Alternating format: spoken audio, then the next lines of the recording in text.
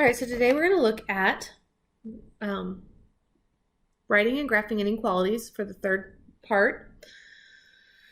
And in this one, we're going to talk about the compound inequalities. So this is where we have two inequalities graphed on the same one. So the first one we have is our and inequalities. And we kind of talked about this in the first video, where both of these need to be true. So in reality, what we're looking at is we're going to graph the first one. So I put a dot, and in this case, it's a closed dot because we are greater than or equal to. And then I'm shading to the right because we're greater than. I'm also going to graph the second inequality, which is x less than 4. Okay, so put an open dot at 4, and I'm shaded to the right. Or sorry, to the left. Whew. So when I'm looking at this, in reality, what I'm looking at is I want both of these to be true. So the only place that both of these are true is in the area in between -2 and 4. So when I graph both of these on the number line, I'm wanting that overlapping section. Really don't want anything else because nowhere else on my graph is it true for both inequalities. So that's our and inequalities. Then we have our or inequalities, and we kind of do those the same way. Graph the first one, x less than -3. So I have an open dot at -3, and I'm shading to the left. Graph the second one, x greater than or equal to 1. So closed dot since it's equal to, and I'm shading to the right. So if I were to put these both on one graph, okay, it's going to look like going opposite directions. Now the reason for this is because it's an or. One or the other has to be true. All right, so let's look at this here. I've got x less than -2 or x is greater than 4. We're going to do an open circle at -2. So graphing this first one, x is less than, so that means I'm shading to the left. Left than left. Then I have to graph the second one. X is greater than 4. So then I have to graph the second one. So I'm going to do an open dot at 4 because it's greater than, it's not equal to. And I'm shading to the right because of greater than. All right, let's look at this next one. It's another or. So x is less than or equal to -3 or x is greater than 0. So my first dot, we're going to graph the first inequality. X is less than or equal to, so I'm going to do a closed circle at -3, and it's less than, so I'm shading to the left. Or x is greater than or equal to 0, so I'm going to have, greater than, not equal to. So I'm going to have an open circle at 0, and I'm shading to the right because it's greater than. And our graph makes sense for an or.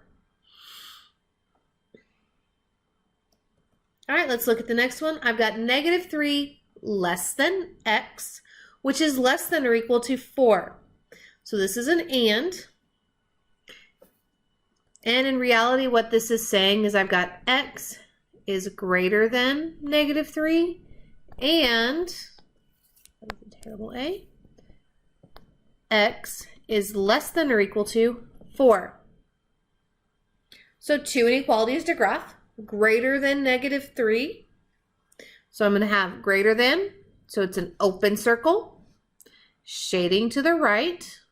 And x is less than or equal to 4. So I have a closed circle because of the equal to at 4. And since it's less than, I am shading to the left. Now I'm going to stop at the dots because we only want that middle section there. All right, and let's look at one last one. I have got 0 less than or equal to x, and x is less than 5. So just kind of rewriting this, I get x greater than or equal to 0, and x is less than 5.